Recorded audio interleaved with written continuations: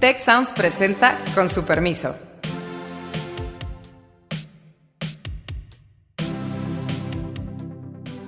Con su permiso. El día de ayer, el presidente Andrés Manuel López Obrador presentó el informe de su segundo año de gobierno. Una de las variables que más ha suscitado pendiente emoción tiene que ver con la economía. Los datos de cuántos más millones de pobres hay en México es realmente escandaloso. Según varios cálculos, cerca de 10 millones de nuevos pobres. Para poder pagar servicios de salud, medicamentos, el dinero no está ahí. 65% de los ciudadanos no confían en los partidos políticos. El presidente habló de que se tocó fondo desde abril, que la recuperación ahí va y que bueno, que esperemos un buen 2021. Pareciera, por otro lado, que hay mucha heterogeneidad en las opiniones de qué esperar en términos económicos para este 2021. Me acompañan Beata Boina, Carlos Elizondo, le mandamos un saludo a Alejandro Poiré, que en esta ocasión no puede estar con nosotros. Yo soy Héctor Juan Villarreal y bueno, quisiera empezar a mis compañeros, provocarlos con ¿cómo esperamos el 2021 en términos económicos? ¿Optimista, pesimista o lo dejamos en la sana incertidumbre? ¿Qué opinas? Yo voy a arrancar muy optimista, Héctor, como el presidente. Respecto a abril de este año vamos a estar mejor. ¿Quieres apostarle? No. Sí, yo creo que sí pinta mejor con respecto a abril. Es que estar orgulloso porque estamos mejor que cuando estábamos en el fondo del hoyo, pues es un poco raro. Lo que importa es regresar a los niveles de generación de riqueza que teníamos antes de caer en el hoyo. Y cuando uno compara México con otros países, pues uno ve que la recuperación de México es de las más lentas de todas.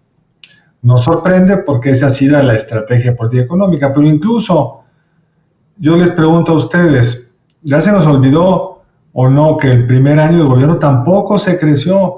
Cuando la economía de Estados Unidos estaba creciendo 2.4, 2.3, nosotros nos encogimos. De los países que conforman el G20, solo Argentina estuvo peor que nosotros en medio de una crisis financiera muy complicada. Entonces, por supuesto que el año entrante vamos a tener crecimiento positivo, a lo mejor del 3.7, 4, el presidente nos va a decir que es un récord de crecimiento. Pero la mala noticia, me parece, es que no veremos los niveles de generación de riqueza que teníamos en el 18, sino hasta el 23, 24, y algunos modelos te llevan hasta 25 o 26. Es decir, el crecimiento total de este sexenio bien podría ser cero. Empezamos ahí con una premisa muy complicada. Beata, por favor. Bueno, si fuera una corrida de toros, diríamos el primer tercio empezó mal, entonces el segundo y tercero van a estar fatal. Pero bueno, no estamos hablando de eso, sino de los primeros 2 años del presidente y de este gobierno. Y en ese sentido, pues no cabe duda que el próximo año va a estar mejor porque ya más abajo del hoyo en el que está México, pues no se puede probablemente caer. Entonces sí hay perspectivas de cierta recuperación para el año próximo, pero efectivamente este año empezó ya con unas perspectivas negativas frente a muchas otras economías emergentes, porque ahí califica México, para las cuales en enero de 2020 se preveía un crecimiento de 4 o 5%. Incluso México estaba en este grupo, digamos, se puede decir en los márgenes y con las previsiones ya muy bajas. Si a eso obviamente se suma el tema de COVID-19 y toda la crisis económica generada por la pandemia, pues estamos donde estamos. Y aparte de eso, habría que tomar en cuenta, obviamente, la política económica que se aplicó en el contexto de la crisis de la pandemia que estamos viviendo. Y el presidente, justo en su informe de esta semana, pues resaltó que se buscó los métodos no convencionales para salir de la crisis, y eso es entrecomillado porque es así como lo citó el presidente, y resaltó de hecho pues 3-4 aspectos en ese sentido, o sea, no contraer la deuda justo en el momento cuando quizás convendría contraerla, austeridad, recaudación más alta y remesas, como ese milagro social, digamos, que permitió a 10 millones de familias sobrevivir esta pandemia. Entonces, esas son las medidas que se han aplicado precisamente para contraer la crisis económica, que por lo visto no son suficientes, obviamente, para sacar al país de forma rápida de la crisis económica. Mira, a mí me llama mucho la atención. Ya tenemos algunos datos del INEGI y está sucediendo algo que se esperaba hasta cierto punto. Pareciera que hay regiones que sí están reaccionando mucho más rápido, particularmente noreste, particularmente occidente. Yo creo que entre las dos, muy ligadas a manufacturas, muy ligadas a exportaciones. Pareciera que ahí en el 2021 a lo mejor sí sería realista tener los niveles de 2020 de los que nos hablaba Carlos Elizondo. ¿Quieres apostar? Regionalmente fácil.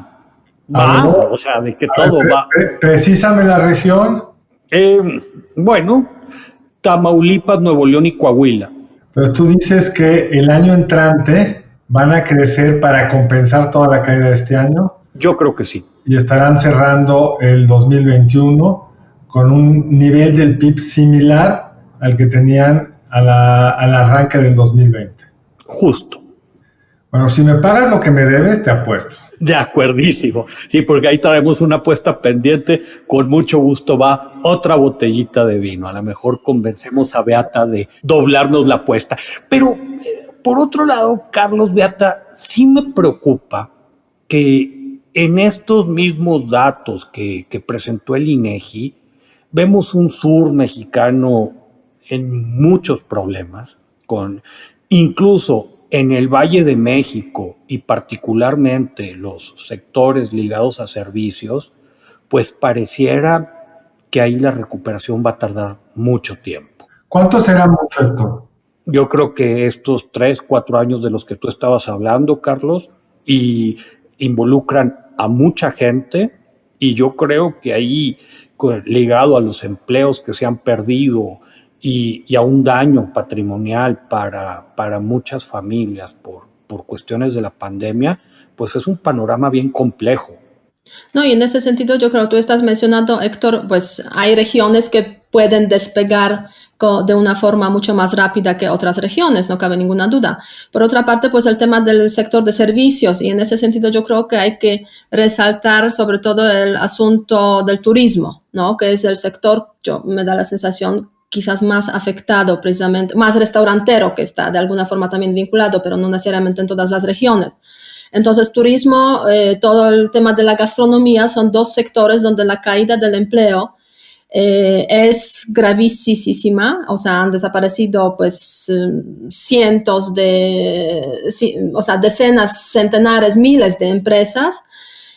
Mucha gente perdió trabajo precisamente en esos dos sectores, y la pregunta es qué tan rápido pueden recuperarse esos dos sectores, ¿no? O sea, mucho depende obviamente de cómo va a ir evolucionando el tema de la pandemia y el asunto de la vacunación, porque son temas claves para que haya pues más movilidad en temas turísticos, no solamente movilidad interna, pero también, digamos, la llegada de los turistas extranjeros.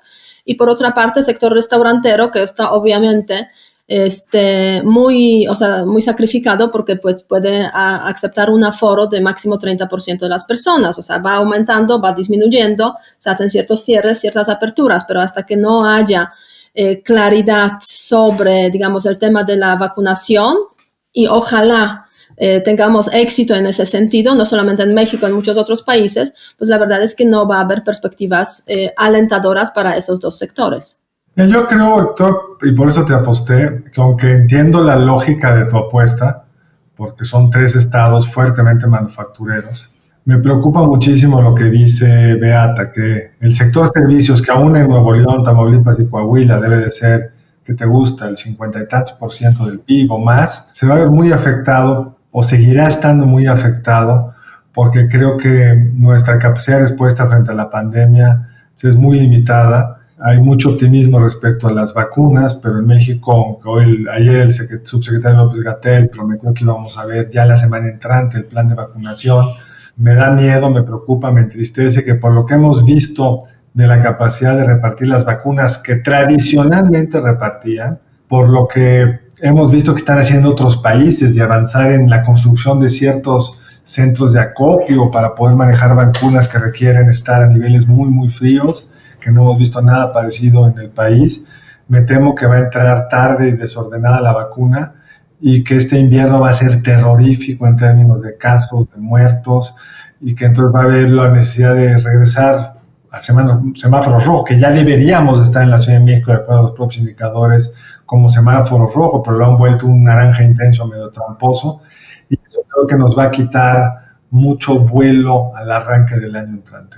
Yo creo que lo que mencionas, Carlos, es un riesgo y sin duda sí preocupa que si tenemos un enero muy, muy, muy, muy, muy malo, pues la verdad es que la recuperación podría alentarse de manera importante.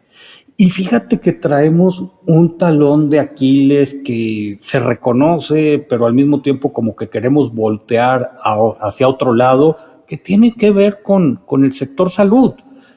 Vamos a tener, y esto es algo muy complicado para el 2021, un sector salud muy maltrecho, con un presupuesto muy estirado, con unas reglas de operación del INSABI que dejan un montón de dudas, sin financiamiento en muchos de los estados, con presiones financieras, y probablemente ese también va a ser uno de los mayores retos. A mí me preocupa, Beata, Carlos, que uno de los problemas es que los siguientes meses, que serían críticos para atender todo esto, los actores relevantes van a traer una lógica inminentemente electoral. Y pues eso te puede llevar a no reconocer muchas cosas, por ende, a no actuar, y sí siento que ese es un riesgo sistémico bien fuerte, en cuyo caso, Carlos, perdería la apuesta por nocaut. Oye, director, pero entonces ¿tampoco crees que el sistema de salud va a ser el de Dinamarca el año entrante? Me preocupa tu pesimismo. Ya iba a ser, ¿no? Yo creo que ya iba a ser este año. Iba a ser el 1 de diciembre, pero me preocupa que tú sigas pensando que no vamos a llegar a Dinamarca el año entrante. ¿Cuándo estimas llegaremos a Dinamarca? Bueno, esperemos un siglo XXII, Carlos, de que todo... No, mira, fue una declaración muy lamentable, creo que también innecesaria. Todo este comparativo, tendríamos que estar pensando seriamente en cómo poder fondear un piso, que ahorita es el que está en riesgo. Porque, mira, el IMSS con todos sus problemas, ahí va. El ISSSTE con todos sus problemas tiene cierta inercia. Pero sus problemas son muy serios. De acuerdo a las estadísticas de mortandad del IMSS, tienes un 60% de probabilidad de morirte si entras al hospital para ser tratado de COVID. Esa es una tasa escandalosa. Si para ti eso es, ahí van, pues sí, tienes un concepto de Dinamarca muy elástico. No. Yo lo que espero que reaccionen mucho mejor a COVID. Sí se va a tener que hacer una investigación de qué pasó con estas tasas de mortalidad que mencionas en el IMSS. No sabemos si hubo un sesgo por selección, que la gente que ya entraba era sumamente delicada, porque hay algo muy extraño ahí. Pero a fin de cuentas, Carlos, si el IMSS o el ISSSTE nos preocupan, imagínate gente que dependía de un seguro popular y que ahorita está en transición. Sí, en ese sentido yo creo que este gobierno empezó muy mal, o sea, en muchos otros ámbitos también, pero especialmente en el ámbito de salud, porque dinamitó el sistema institucional en este precisamente ámbito que ya existía, que de alguna forma funcionaba, que era siempre mejorable, no cabe duda, para ofrecer una alternativa no necesariamente viable, ¿no? Y en ese sentido, pues INSABI es uno de los casos precisamente de esa institución que surge sobre las ruinas del Seguro Popular, pero por otra parte todo el sistema de la distribución, de la contratación, digamos, de medicamentos, de la compra de medicamentos, licitaciones, todo el sistema de la distribución de medicamentos, pues fue totalmente dinamitado durante el primer año del gobierno. En el segundo año, pues claro, llegó la pandemia y resulta que no hay medicamentos suficientes ni medicamentos necesarios, por ejemplo, para el tema de cáncer, que fue, pues, y sigue siendo un tema muy, muy grave, ¿no? Todo eso para precisamente eliminar a los actores preponderantes en el mercado de la venta y de la distribución de medicamentos y no tomando en cuenta lo que debería tomarse en cuenta, que debería ser la prioridad, que es la salud precisamente de los pacientes, de los usuarios del sistema. En ese sentido, pues claro. Te noto muy negativa porque el presidente dijo que van a ser gratuitos los medicamentos. Bueno, no, pero ¿dónde están, no? No se puede todo al mismo tiempo, o sea, lo tuyo es muy demandante. Sí, ¿dónde están? O sea, si no llegan, pues igual son gratuitos, ¿no? No, que pues sí, o sea, pero seguimos en este plano muy simbólico, en teoría, y esto pareciera un chiste de humor negro.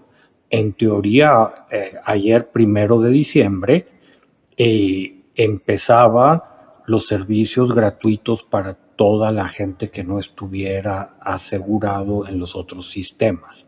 Obviamente no hay ningún respaldo de fondeo para esto. Preocupa mucho que con la crisis de salud que vivimos durante este año, la muy precaria expansión presupuestaria para el siguiente básicamente está concentrada en la basificación de trabajadores. Entonces, para poder pagar servicios de salud, medicamentos, el dinero no está ahí. Y esto también mete a los estados pues en un enorme predicamento. Van a tener que fondear de sus propios recursos, va a haber algún apoyo de la federación. Ahora, hay una cosa que no entiendo ahí.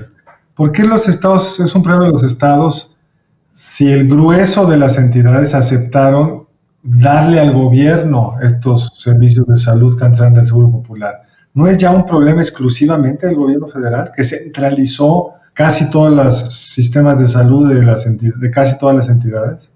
Mira, esa es una gran pregunta, Carlos. Yo creo que ha sido bien esquizofrénico el discurso. Si tú te vas a lo que se estaba declarando hace poco menos de un año, estamos hablando de enero del 2020, te diría, pues tienes toda la razón. Los estados incluso se pudieran lavar las manos. Ahora, hay que recordar que las reglas del INSABI no se publicaron en tiempo y forma. Rompieron, a pesar de estar en plena pandemia, y esto es algo que nos debería avergonzar mucho, se tardaron más de 6 meses en presentarse las reglas del INSABI. Pero una vez que están ahí, abre la puerta a cosas que tienen cierta ambigüedad, convenios de colaboración, tratos entre la federación y los estados. Pareciera que el espíritu original de un sistema centralizado, si no se abandona, al menos sí se modifica. Ahora, de aquí en un estado donde tú tengas una crisis, de aquí a que le piden una ayuda a la federación y una ayuda que no necesariamente va a llegar, yo creo que los gobernadores difícilmente van a poder dejar de actuar y ahí está la incógnita. Bueno, al menos van a pagar el costo, digamos, costo político, porque obviamente, aunque no son responsables, porque ya pasó, digamos, esa responsabilidad a INSABI, pues sí, el costo político quizás lo pagarán muchos, ¿no? Porque pues al fin y al cabo no necesariamente todos pues entienden esas particularidades de la división, de las divisiones, digamos, responsabilidades entre la federación y el Estado. Al fin y al cabo, si uno vive en un Estado, pues ahí espera que le atiendan bien y que funcione el sistema de salud, independientemente si el responsable es la federación o el Estado. Ahora, la paradoja de todo esto, políticamente hablando, para mí, regresando a un tema que Héctor mencionó y vinculándolo con salud, y es, quizá estados del norte, Tamaulipas, Coahuila, otros manufactureros, puedan tener un mejor desempeño el año entrante. Yo dudo que lleguen a los niveles del 20, pero mencionabas tú, Héctor, que los del sur y la propia Ciudad de México, donde está la base política del presidente López Obrador, o había estado en la base política en el caso de la Ciudad de México, el presidente López Obrador, lo que vemos son desempeños de la economía muy, muy malos. Es decir, donde va a estar más castigada la capacidad de generar riqueza es paradójicamente en los estados donde ellos querrían que les fuera mejor, donde le han dedicado buena parte de su estrategia de inversión, los bocas, los trenes, toda esta historia. Estamos frente a un presidente que le trata de dar esto a los estados más cercanos a él, y sin embargo que va a tener que sufrir, van a sufrir no solo un problema de PIB, sino un problema de empobrecimiento. Hemos estado hablando nada más del PIB, pero los datos de cuántos más millones de pobres hay en México es realmente escandaloso. Según varios cálculos, cerca de 10 millones de nuevos pobres. Sí, en ese sentido el costo político nuevamente puede ser grande. Ahora bien, a mí me sorprende, la verdad es que con todo eso, el presidente siga teniendo 58% de apoyo, parece, de acuerdo pues con algunas... El presidente dijo que tiene 71. Sí, bueno, sí, tiene otros datos. ¿Por qué siempre con la actitud negativa? Tiene otros datos, ¿no? Pero parece que las encuestas por ahí, digamos que ya llevan cierta continuidad y son públicas, pues indican como 57, 58 en esos... Incluso hay una que está en 63, 64. Pero sí, digamos, esa es la gran pregunta para todos los encuestólogos. Han salido varios artículos tratándolo de explicar y básicamente lo que argumentan es, uno, la gente exculpa al presidente de la pandemia por ser un fenómeno mundial. Y el presidente ha hecho un gran esfuerzo muy eficaz de publicitar muy bien lo que está haciendo. Siguen presumiendo que tienen camas libres, aunque la gente se muere en su casa. Siguen diciéndonos que somos ejemplo mundial, aunque nos haya regañado la OMS hace un par de días. Entonces, como que el presidente ha logrado como zafarse de la responsabilidad. Paco Abundis, en algún muy buen artículo que escribió hace un par de días, decía que el propio presidente Calderón no le afectó la pandemia porque también se pudo como ver como un fenómeno que no es responsabilidad del presidente. Segundo, la pregunta que se hacen es, el presidente está bien evaluado, pero sus políticas no están tan bien evaluadas. El presidente tiene una legitimidad y como cariño de un grupo de la gente muy amplio, aunque esa gente luego puede decir, híjole, pues la política de salud no está tan bien, la política de seguridad está muy mal. Entonces, el reto para el presidente es cómo traslada ese apoyo a él, a su gobierno y a su partido, y ahí parece que no van las cosas tan fácil. Fíjate que a mí, Carlos, incluso se hace muy interesante lo que estás diciendo. Me llama también la atención, pareciera que la oposición, con toda esta situación, debería tenerla fácil o relativamente fácil, pero la verdad es que ya está tan multidimensional el asunto que también articular un discurso por parte de la clase política opositora, no sé si vaya a ser sencillo, hasta el punto que hasta ahorita básicamente no hemos escuchado una alternativa articulada a un programa de gobierno. No sé cómo vaya a ser esto a nivel local, si se vayan a pelear causas específicas.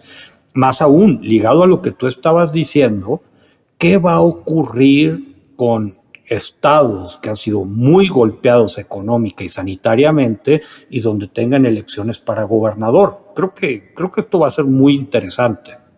Sí, en ese sentido yo creo que la oposición está totalmente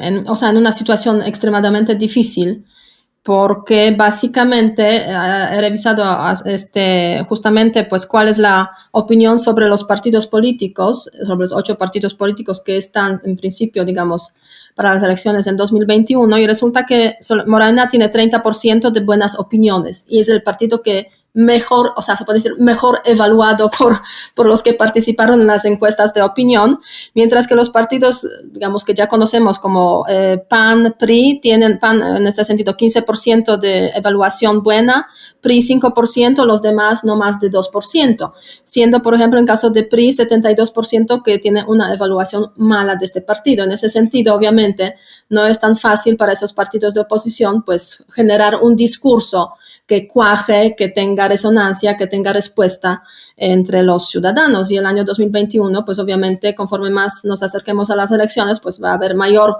me imagino, conciencia ciudadana de que sí hay que tener una apuesta, escoger a alguno de esos partidos, pero las cosas no pintan tan bien, ¿no? De hecho, 65% de los ciudadanos no confían en los partidos políticos. Pero eso es lo que le da a la elección una enorme volatilidad, porque no hay una lealtad fuerte a ninguno de los partidos. Morena, que llegó a tener más de 40% de identidad partidista, ahora anda por 30 bajos, y eso es lo que creo que lleva a que la elección se vaya a definir mucho por candidatos, cuáles son las alianzas, la capacidad de articular en discurso, qué tanto el presidente respeta las leyes en México, donde los presidentes no pueden opinar en procesos electorales. En fin, yo creo que la moneda está en el aire. Déjenme, los voy a detener un poquito, compañeros, porque se nos empieza a acabar el tiempo. Les cuento de la pregunta de la semana pasada. ¿Usted cree que el feminicidio y toda la violencia de género que azota nuestro país es resultado de neoliberalismo, 4.9%, incapacidad institucional, 73.2%, ambas, 14.6%, ninguna de las anteriores, 7.3%? Yo le propongo a nuestro equipo de producción que la pregunta de esta semana es: ¿cuál es su perspectiva para la economía de nuestro país durante 2021? ¿Optimista, pesimista o incierta? Espero que nos redacten la pregunta. Se nos está agotando el tiempo, pero Carlos, Beata, yo quisiera preguntarles así un minuto de cierre, algo de la economía que no hayamos mencionado durante el programa. Bueno, de seguro muchísimos temas, pero algo que les llame la atención, que quisieran poner sobre la mesa. Pues yo nada más un tema que lo dijiste, pero creo que hay que verlo un poco más amplio, porque habría que discutirlo con más calma. Uno, es año electoral, y eso vuelve toda la toma de decisiones de muy corto plazo. Y dos, que los gobiernos estatales van a tener muy poco dinero, no solo para atender los temas de salud, sino en general, y eso puede generar presiones de muchos tipos, políticas y de otro orden. El tema del federalismo fiscal creo que va a ser un tema muy vivo y que va a tener un gran impacto en la elección del año entrante. Sí, 2021, pues ojalá haya un crecimiento de la economía y salgamos de este hoyo, pero aparte, obviamente, el tema sanitario es clave, solucionar el tema sanitario, el tema de la pandemia, para que la economía pueda realmente abrirse y avanzar. Pero aparte de eso, hay muchos otros temas pendientes de los que no hemos hablado, y uno de ellos es inseguridad, ¿no? Que no hay solución en ese sentido, eso también afecta a la economía.